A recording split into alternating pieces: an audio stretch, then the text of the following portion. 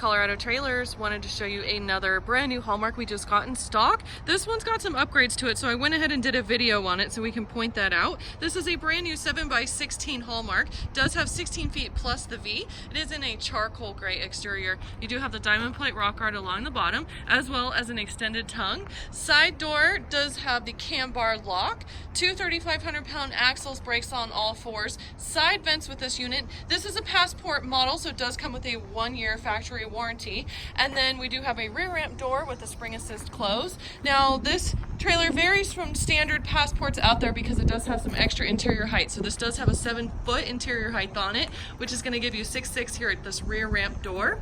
Now we also usually just do the Drymax floor. This trailer also has upgraded Drymax walls in it, so you've got that double benefit here on your walls and floor with the Drymax. It is a water resistant product. It's going to hold up and last a lot longer than a wood floor will. It also has 4 D-rings in it.